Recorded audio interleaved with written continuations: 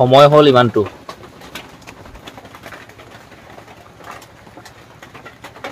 আছোহি ইয়াত মানে বাগানৰ ঘৰটো অলপ ধুনীয়াকৈ চাফ চিকুণ কৰিলোঁ আজি পাত ছিঙিবলৈ মানুহ আহেনে নাহে নাজানো আৰু কাৰণ কেলৈ এই ৰাতিপুৱাতে বৰষুণ দি দিলে মানুহৰ অসুবিধা হৈ যায় তাহানি ৰ'দ দি থাকিলে কাম কৰিব পাৰে ধৰক গৰম উঠিছে ভাগৰ লাগিছে ৰৈ ল'ব পাৰে কিন্তু বৰষুণ দিলে কি হয় মানে গোটেই কাপোৰ কানি তিতি যায় খজুৱাই গাবোৰ আৰু ভাল নালাগে কাম কৰি মানে বৰষুণত গোটেই বোকা পিছল লেতেৰা লাগে ৰ'দ দিলে মানে তেনেকুৱা নহয় গৰম উঠিলেও ঘাম ওলালেও বা ভাগৰ লাগিলে ৰৈ ল'ব পৰা হয় কিন্তু বৰষুণ দিলে ৰৈ ল'ব পাৰিলেও অশান্তি মানে কি হয় কোন কোন আহেনো চাম আৰু পাত ছিঙিবলৈ 11:16 সময় ৰাতিপুৱাৰ ভাত খালোঁ খাই মেলি আৰু ওলাই আহিছোঁ বাগানত পাত ছিঙিবলৈ মানুহ এজন আহিলে আমাৰ ঘৰৰ ওচৰৰে ভাল কথা আহিছে যেন বৰষুণ এৰিছে আৰু তথাপিও টিপ টিপকৈ দি আছে ছাগলীকেইটাবোৰ আৰু নালাগে তাকে মই এতিয়া পাতেই ছিঙো নে সেই কলগছবোৰ ভাগি ভাগি পৰি আছে এইখিনিয়ে চাফ চিকুণ কৰোঁ নে কি কৰোঁ মই তাকে ভাবি পোৱা নাই পেঞ্চিলা লৈ আহিছোঁ বাৰু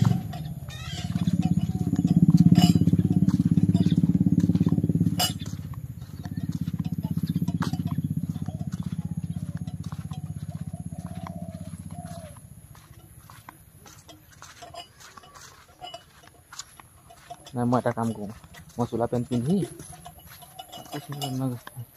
এই গছ গছনিবোৰকে চাফা কৰোঁ শুকান পাত ধৰি অকলে কৰিবলৈ মন নাযায় লগত থাকিলে এতিয়া মন যায় কিবা এটা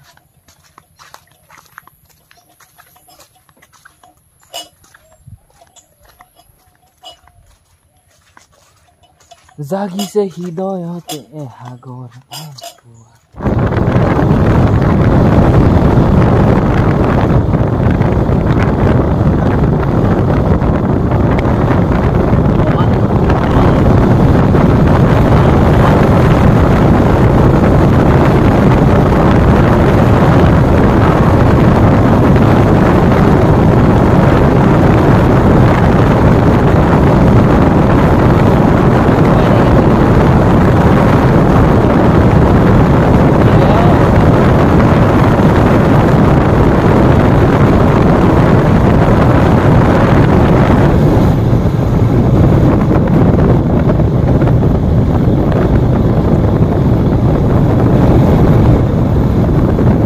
শিৱ মন্দিৰ আজি মোৰ চিনাকি মানুহ এজনে ইয়াত সহায় দিব আমি গৈছিলোঁ সেই মেৰাপানী বজাৰ কৰিবলৈ বুলি ইয়াতে তাত ডাঙৰ প্ৰকাণ্ড পুখুৰী আছে য'ত নেকি 10 অৱতাৰ বিষ্ণুৰ ইয়াত প্ৰতিমূৰ্তি আছে এইজন কি পৰশুৰাম চাগে এনেকে পুখুৰী কিনাই 10 অৱতাৰ দি থোৱা আছে এনেকৈ প্ৰতিছবি খুব এটা সুন্দৰ পৰিৱেশ চকুত লগা পৰিৱেশ মই তেনেকৈ ইয়াত ভিডিঅ' ইমান বনোৱা নাই কিন্তু ভাল মানে চকুত লগা আমাৰ গাঁৱৰ লগতে বেলেগ গাঁৱৰ আঁতৰৰ আলহীবিলাক ইয়ালৈ আহে এখন পাৰ্ক সৃষ্টি কৰিছে